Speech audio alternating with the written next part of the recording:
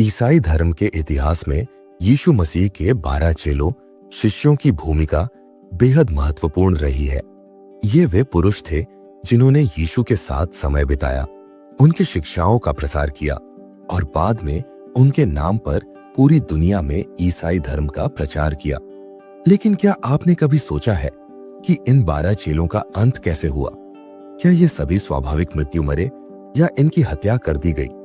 ये कहानी केवल धर्म या इतिहास तक सीमित नहीं है, बल्कि यह एक साजिश, विश्वासघात, अत्याचार और बलिदान की गाथा है। इन चेलों की मृत्यु के पीछे ऐसे रहस्य छुपे हैं जो आपको झकझोर कर रख देंगे। कुछ को क्रूर अत्याचार झेलने पड़े, कुछ को अलग अलग देशों में शरण लेनी पड़ी और कुछ ने अपने विश्वास के लिए मौत को गले लगा लिया। इस लेख में हम यीशु मसीह के उन 12 शिष्यों के जीवन और उनकी मृत्यु की पूरी कहानी विस्तार से जानेंगे। यह एक ऐसी ऐतिहासिक यात्रा है जिसमें रोम साम्राज्य की निर्दयता, यहूदी धार्मिक नेताओं की साजिश और ईसाई धर्म के शुरुआती प्रचारकों की अद्वितीय निष्ठा के कई अनछुए पहलू सामने आएंगे। इस कहानी को समझने के लिए पहले हमें यीशु के इन 12 शिष्यों को जानना होगा। यीशु के 12 शिष्यों के नाम निम्नलिखित हैं। 1. शमौन पतरस, साइमन पीटर। 2. याकूब, जब्दी का पुत्र, जेम्स सन ऑफ जेबेडी। 3. यूहन्ना, जॉन। 4. अंद्रियास, एंड्रू। 5. फिलिपुस, फिलिप। 6. बर्थोलोमिये, बार्थोलोम्यू। 7. मत्ती, मैथ्यू। 8वां थोमा, थॉमस। 9वां याकूब, हल्फई का पुत्र, जेम्स सन ऑफ एल्फियस। 10वां तद्दियास, जूड थैडियस।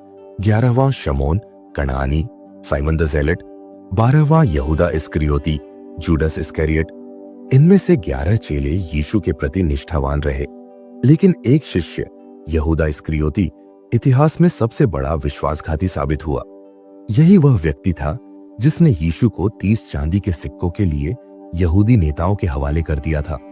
लेकिन क्या आप जानते हैं कि यहूदा का अंत भी बेहद रहस्यमयी था? इस कहानी के पहले भाग में हम इन चेलों के जीवन, उनके कार्यों और यीशु के साथ उनके संबंधों को विस्तार से जानेंगे। दूसरे भाग में हम इनकी मृत्यु के पीछे छिपे रहस्यों और उनकी अंतिम यात्रा का वर्णन करेंगे। शमौन पतरस, साइमन पीटर, चट्टान की तरह अडिग। पतरस यीशु के सबसे करीबी और प्रमुख शिष्य थे। यीशु ने ही उनका नाम पतरस, जिसका अर्थ है चट्टान, रखा था।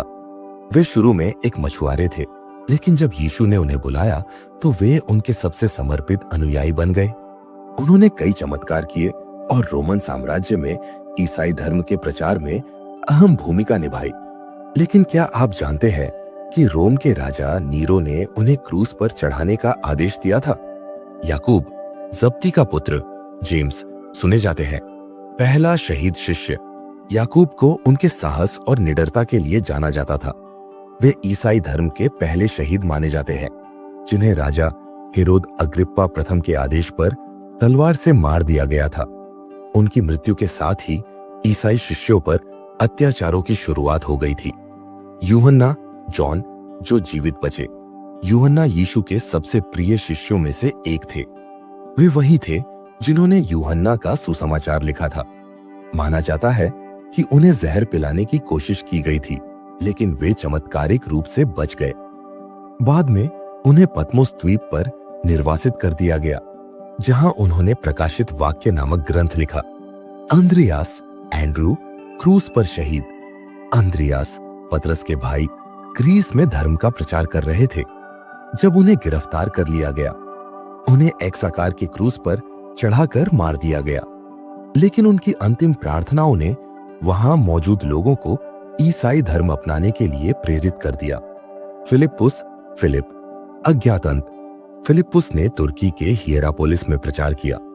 कुछ मान्यताओं के अनुसार उन्हें वहां मार दिया गया, लेकिन उनकी मृत्यु की सटीक जानकारी स्पष्ट नहीं है।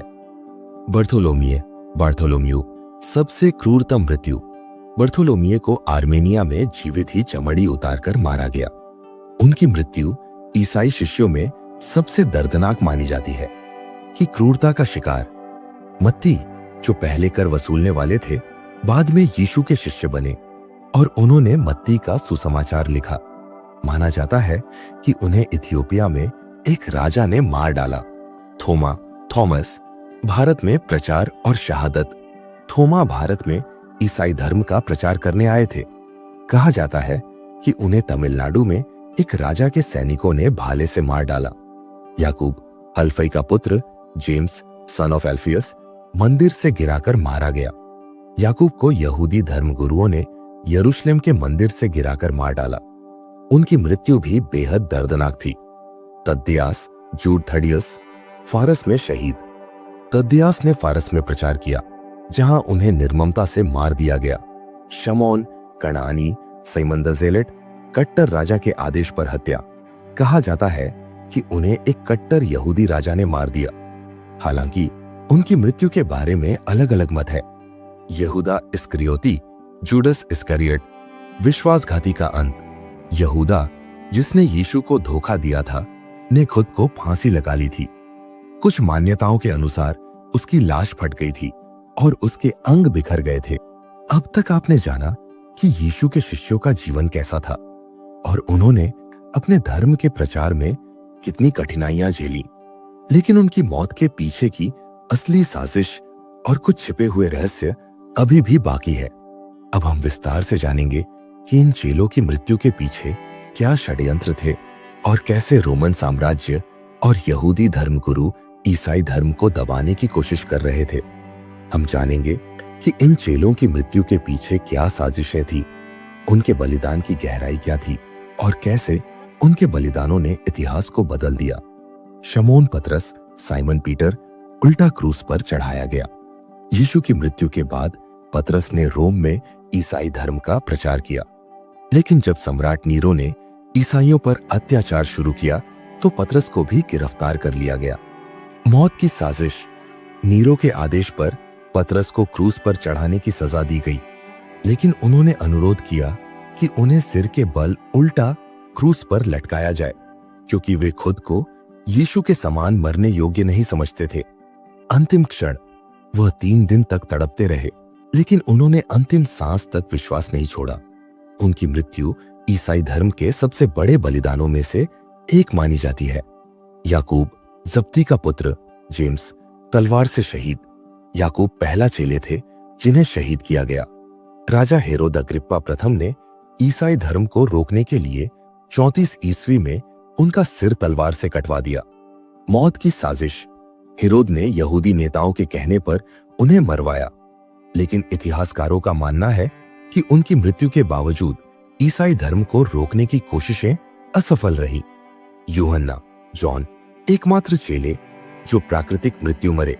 यूहन्ना को रोमन सम्राट डोमिशियन ने गिरफ्तार कर लिया और उन्हें उबलते तेल में डालकर मारने की कोशिश की, लेकिन वे चमत्कारिक रूप से बच गए। मौत की साजिश। डोमिशियन ने उन्हें पतमुस द्वीप पर निर्वासित कर दिया। वहीं उन्होंने प्रकाशित वाक्य ग्रंथ लिखा। वे एकमात्र चेले थे जो स्वाभाविक रूप से मरे।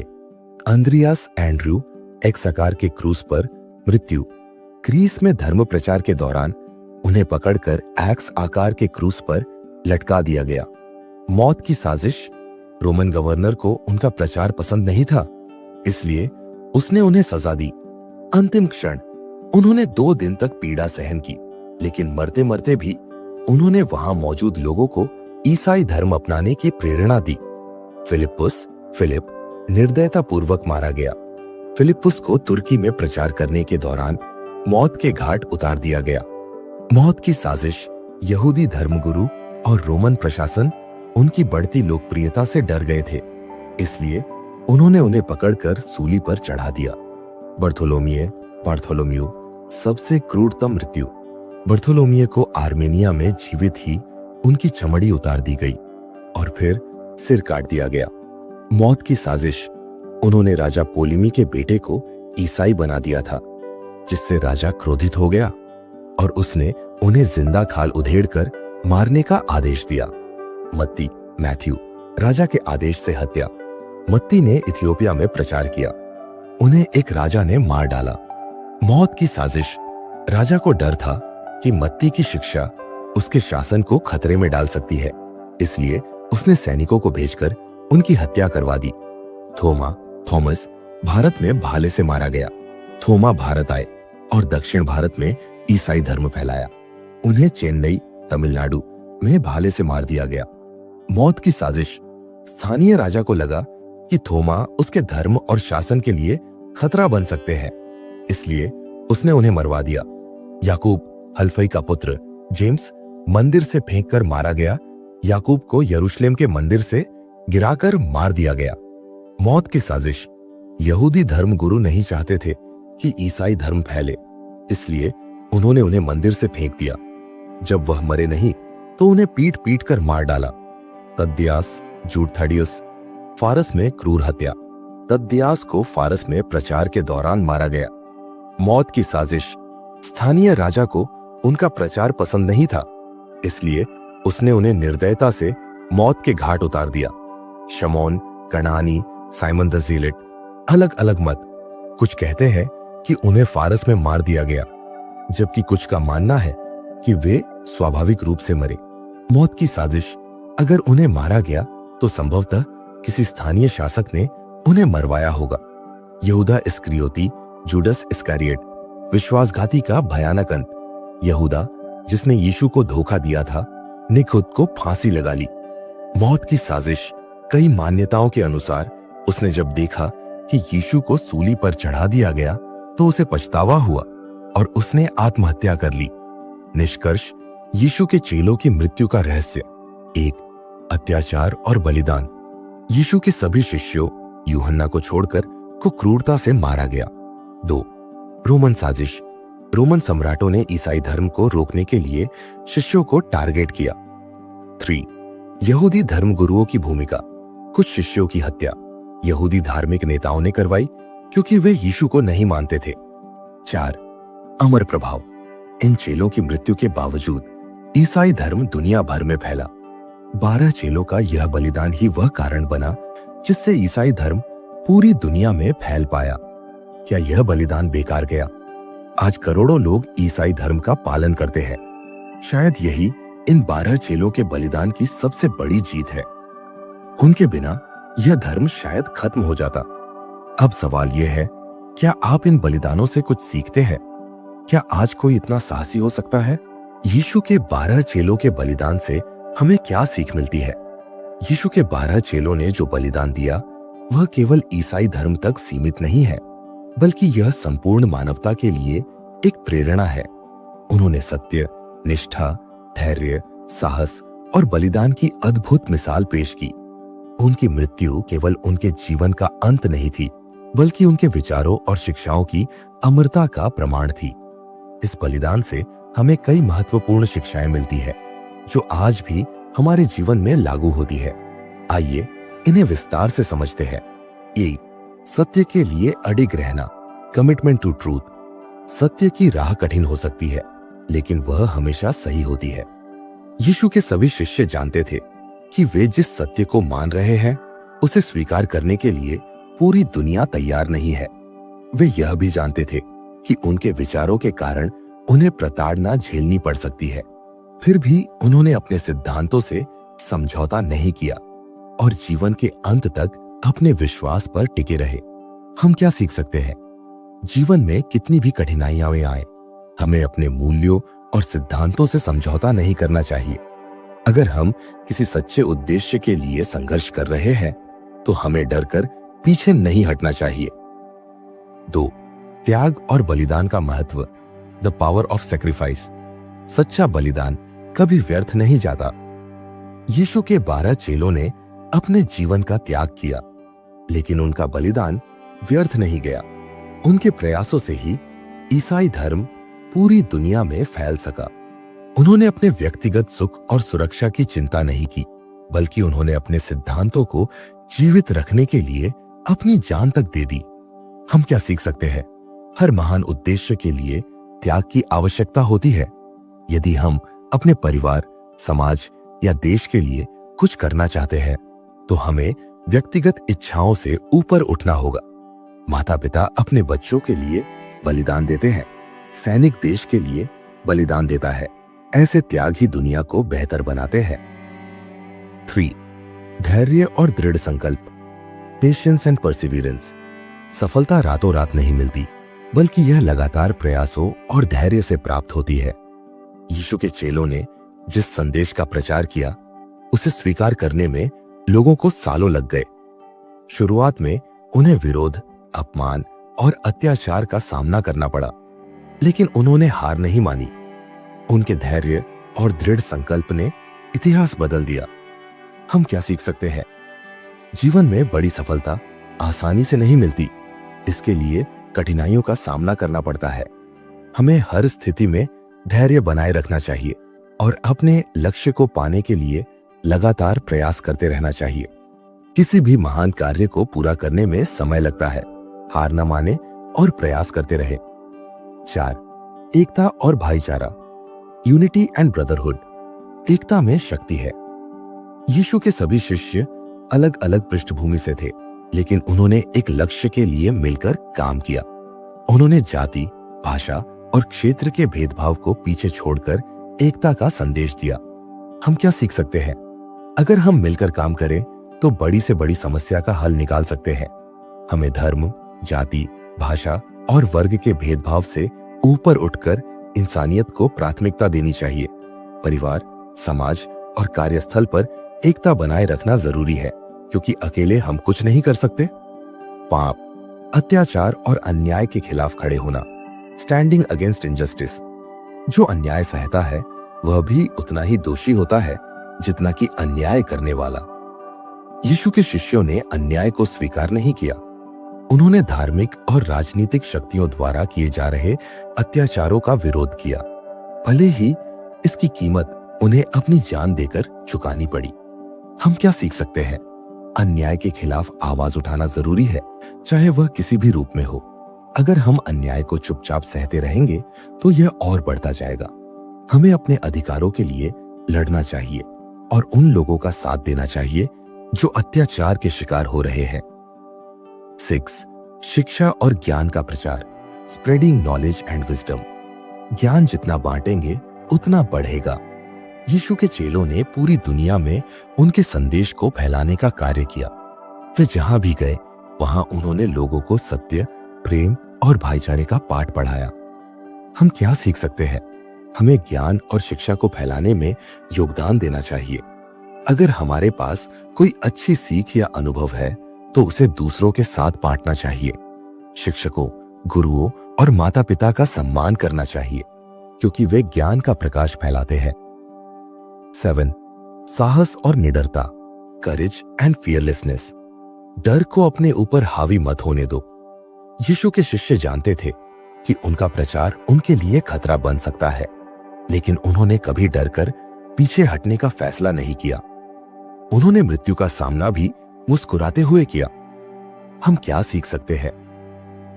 हमें अपने जीवन में आने वाली चुनौतियों का डटकर सामना करना चाहिए। कभी कभी हमें कठिन फैसले लेने पड़ते हैं, लेकिन हमें अपने डर को खुद पर हावी नहीं होने देना चाहिए। किसी भी विपरीत परिस्थिति में घबराने के बजाय उसका समाधान ढूंढने पर ध्यान देना चाहिए। 8.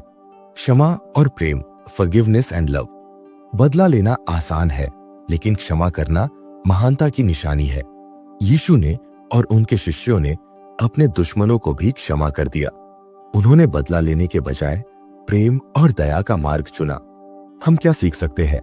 हमें दूसरों को माफ करना सीखना चाहिए, क्योंकि घृणा से केवल विनाश होता है। प्रेम और दया से हम किसी भी दुश्मन को मित्र बना सकते हैं। रिश्तों में क्षमा और समझदारी से मजबूती आती है।